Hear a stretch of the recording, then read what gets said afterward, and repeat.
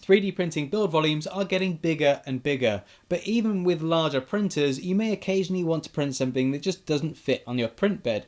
It's times like these you crack out your slicer's cut tool. As its name suggests, the cut tool allows you to cut an object in two, but the Bambu Studio Cut tool has a few tricks up its sleeve, and if you know how to use it, it can be a particularly useful tool.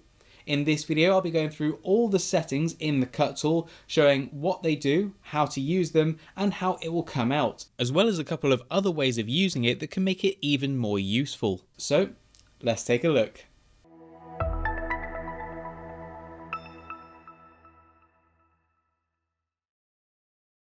Simply put, Cut is a tool that allows you to separate an object into two pieces, but there's much more to it than that.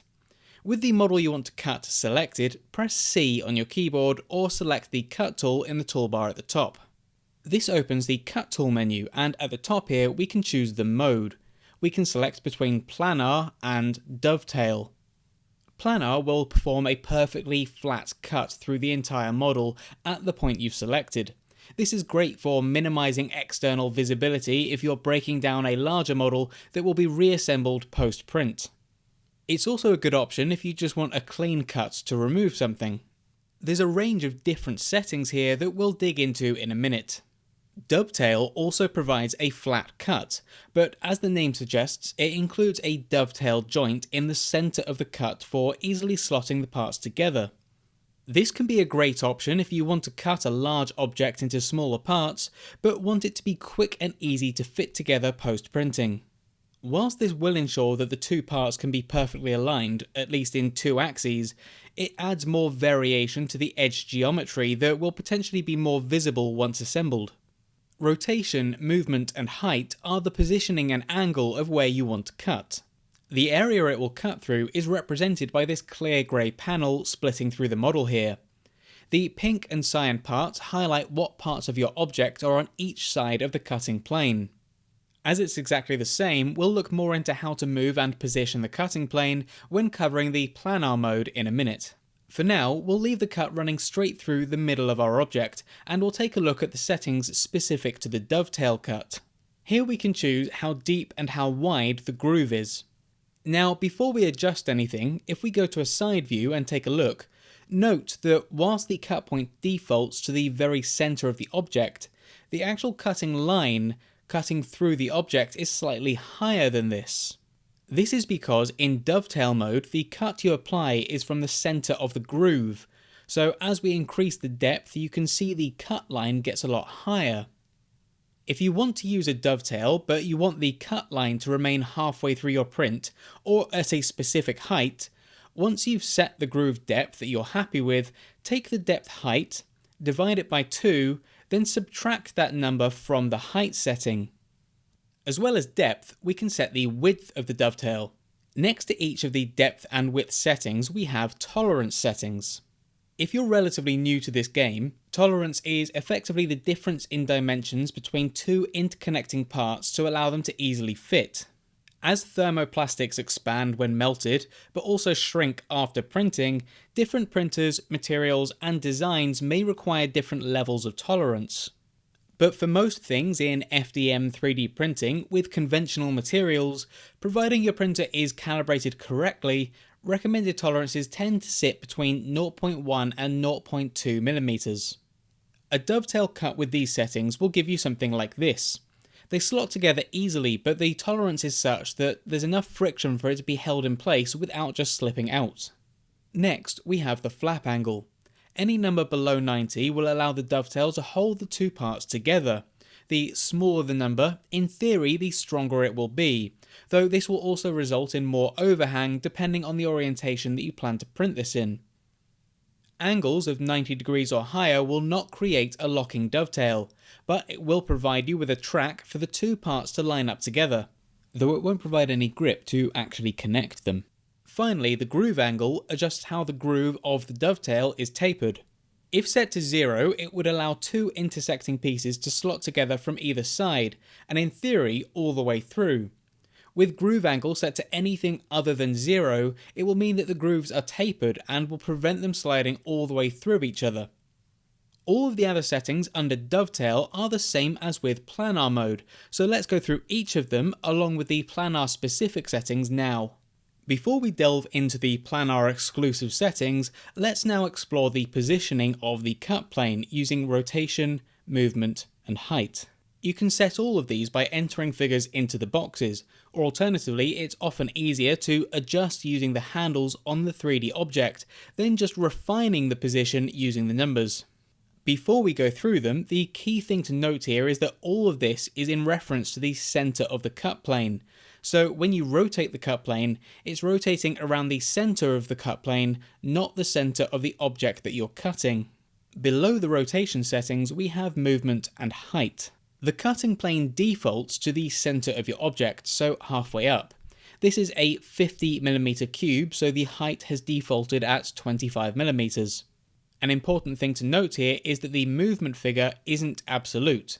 It reads 0 regardless of where the cut plane currently is. The movement figure simply allows you to define what distance you would like to move it in the axis that the plane faces. So with it by default facing straight up, if we enter 5 and hit enter, it would change the height to 30, and the movement figure then resets to 0. Now the height refers to the distance in the z-axis between the print bed and the center of the cutting plane. So if we rotate the cutting plane like this, so it's extending down through the build plate, you'll see that the height hasn't changed as the center point of the cutting plane hasn't moved. If we then added movement to it, you'll see that the height only adjusts based on the distance between the center of the cutting plane and the build plate, not the distance that we've moved it. With a bit of maths, you can basically cut any angle with these rotation and movement tools. If you wanted to cut a very specific angle, it may be easier in some cases to use the rotate tool to reorientate your object before using the cut tool, then allowing you to define a specific distance from a certain exterior edge to the build plate. When using a planar cut, it will create a clean cut through the model, but if you plan to reassemble the parts after printing, you need to line these parts up by eye before gluing them.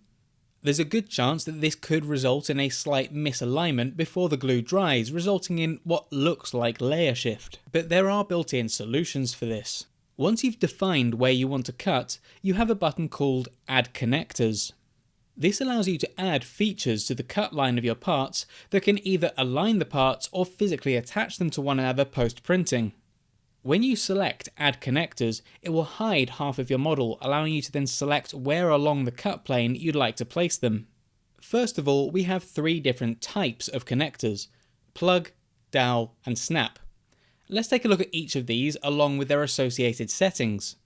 With any of the connector types, when you've got your settings you're happy with, you can click on the cut plane of the object and it will place a connector there. You can always reselect an old connector that you've placed and either edit or delete it, but make sure you've deselected a previous connector before you start changing the settings for a new one. Plug style connectors will effectively add an extrusion to one side of the cut and a matching hole for that extrusion to the other post-cut object. So as the name suggests, it's like the pins of a plug and the matching holes in the plug socket. You can choose between 2 styles, which we'll come back to in a second, and below that is shape. Shape allows you to choose between triangle, square, hexagon, and circle, and this affects the shape of the connector that you create. The style setting gives you 2 options: prism and frustum. Prism will create a straight extrusion of the shape you've selected, whilst frustum will bring the shape to a point. The prism option is better if you want to use the connectors to actually attach 2 objects to one another, whereas the frustum option works better if you just want to ensure that 2 parts correctly align without actually holding them together. This can be great if you regularly wanted to remove the top part of an object and place it back on top, but keeping it aligned. A quick and fun thing you can do with this is to take an object, add a negative volume to its center, then line up a cut. In the cut view you can see the outline of the negative volume, so line up some circular frustum connectors between that and the outer walls. Then when you perform the cut, it will copy any intersected negative volumes to both resulting objects that will perfectly line up. This method will quickly and easily convert any object into a container with a removable lid that self-aligns when refitted. They say come to the dark side, they have cookies, but the light side cookies are so much sweeter. Regardless of the style and shape you select, you can then set the depth and size. The depth ratio is the height of the extrusion and the depth of the opposing hole. To the right, we have the tolerance settings again. Now, the depth ratio tolerance has a built-in value of minus 0.05mm. So if you set it to 0, it would make a hole that was 0.05mm shorter than the plug extrusion, which would mean it wouldn't fully fit together. You generally want your depth of your hole to be slightly deeper than the height of your plug. By default, the tolerance is set to 0.1mm, which would result in the negative volume being 0.05mm deeper than the height of the extrusion. Regardless of what you set your tolerance to, the extrusion part of your plug will always be exactly what you've set it to. It's important to remember, however, that when you slice your model, depending on orientation, your depth ratio will be rounded to the nearest division of your layer height, so take that into account when choosing your tolerance. There's generally no real issue if the hole is significantly deeper than the length of your extrusion, but if it's too short, it can ruin your entire print. So I generally suggest having the tolerance of your depth ratio set to 1mm or higher. The size setting represents the size of the shape to be extruded. Now the scale here can be a little confusing. With circle selected, the size directly represents the diameter of the circle, so 5mm would result in a 5mm diameter circle. However, regardless of what shape you choose, the size setting refers to the shape's circumcircle. So with a square, triangle or hexagon, if you imagine a circle drawn around it that perfectly intersects the outer corners, this figure refers to the diameter of that circle. As a result, a 5mm setting for a square would relate to the distance between two opposing corners, meaning the resulting square would have 3.54mm long sides. Unlike the height ratio, the size tolerance doesn't have an innate figure, so leaving this on 0 would result in the hole being exactly the same dimensions as the plug, and they won't fit together. You'll generally want to set this to between 0.1 and 0.2mm. Before we move on to the dowel connector type, you may have noticed that after I added a connector to the object, these two buttons at the top became clickable. Flip cut plane will switch between whether you're applying the extrusions or the holes to the visible half of your object. This can be important for a reason that I'll mention in a bit. Next to that is a curved arrow, which is effectively a connector reset button, which deletes any connectors that you've already added. The next connector type is dowels. Now, dowels give you the exact same options as plugs, but you can only select prism. This is because rather than having an extrusion built into the object, this applies a negative volume, a hole, to both sides of the cut, and then produces a dowel that can be printed alongside it, which you then slot into the holes after printing. If you've ever had the fun task of building IKEA furniture, you'll be familiar with dowels. Whilst it's convenient for plugs to already be pre-fitted to one side, there is one big advantage of the dowels, and this is based on how you want your objects to be oriented after cutting. If you're cutting an object in two because of complex geometry and want to avoid excessive support material, you likely want to print one half of your cut upside down, printing both objects with the cut line flat to the bed. If you were to do this using plugs, one of the two parts would now have small extrusions sticking out of the cut plane, meaning almost the entire part would be printed on support material. With dowels, however, both parts would just have holes, and you could then print them flat on the print bed without issues. Other than that, dowel and plug settings are exactly the same. Finally, in connectors, we have the snap type. Unlike dowels and plugs that are either just for alignment or only hold parts together with static friction, snap connectors add an element of dynamic pressure to help more securely hold parts in place, using a kind of similar concept to a backpack buckle. With snap, you don't have a choice of style or shape, and your depth and size settings work in the same way as the other types, but you also get bulge and gap settings. Snap connectors are kind of a mushroom shape with a gap down the middle. As it's inserted into the hole, the two halves are pushed together, and this adds pressure and friction to the outer walls.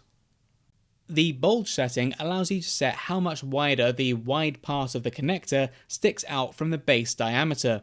This is set as a percentage. The bigger the bulge, the more pressure will be applied once it's fitted, and the more firmly it will hold the parts together.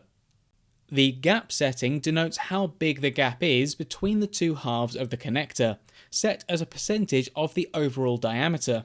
As this works by the two halves being squeezed together to fit through the hole when it's being fitted, the gap needs to be as big or bigger than the bulge, or there won't be enough space for it to close whilst it's fitting through the hole.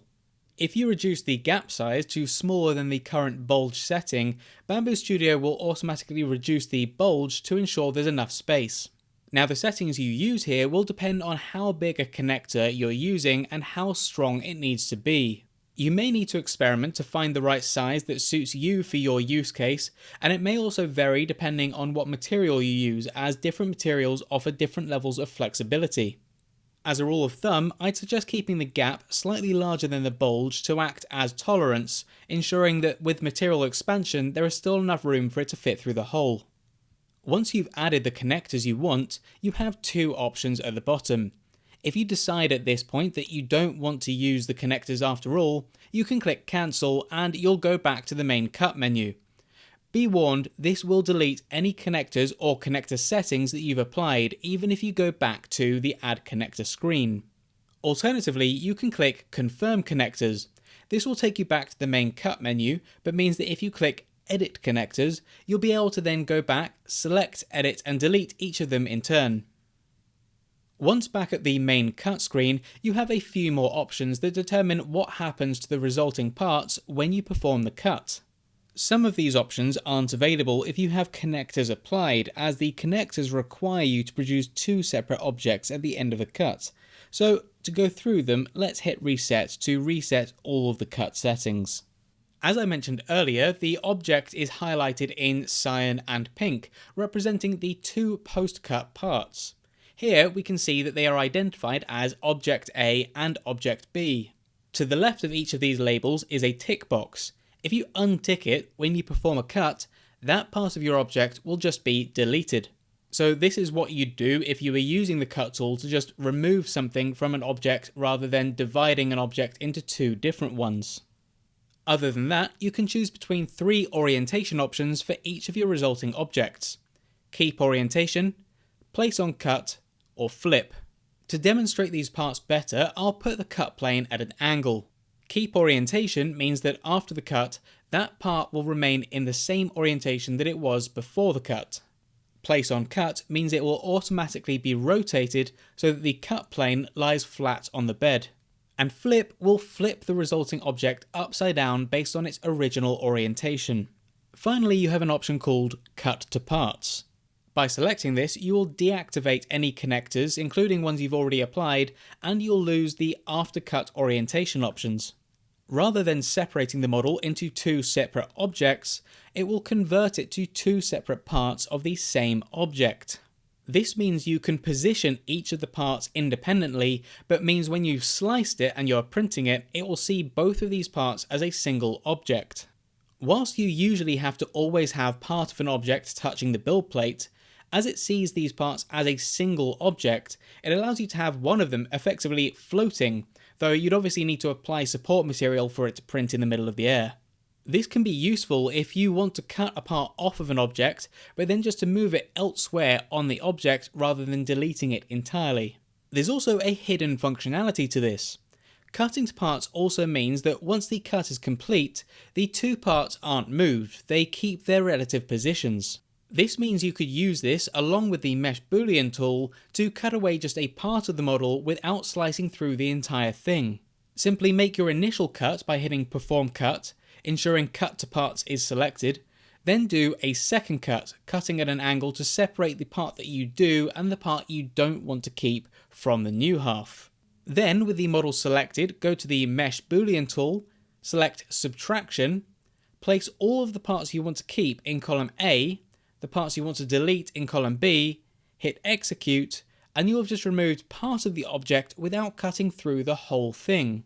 Now, an important thing to note here is, when you perform a cut on a pre-painted object, any painting that's been applied will be erased, and you'll need to repaint both parts before printing. This can be particularly frustrating if you need manually painted details that align across the two parts. I have not yet found a solution for this, but if you know of one, please let me know in the comments. Tools like this really open up the possibilities of what you can do just with your slicer, and I really encourage you to mess around with it and see what's possible. If things don't go according to plan, that's fine. Just remember that a great Jedi once said, "The greatest teacher is failure." Hopefully this rundown of the cut tool will help you manage larger prints and modify objects as needed. If you have found this useful, please do pop me a like and a hype, it's much appreciated, and subscribe so you don't miss out on my future tutorials and deep dives. If you've got a particularly good use case for the cut tool, why not pop it in the comments and let us know, I would love to hear it. As always, thanks very much everyone, and until next time, happy printing. Thanks for sticking around, and a huge thank you to my revolutionaries, my channel members, for your support. If you'd like to join them, getting early access to my videos and other goodies, including supporting me, hit join below any of my videos. For now, why not pop on one of my other videos to learn something new or have some fun. Thanks very much everyone, and until next time, happy printing.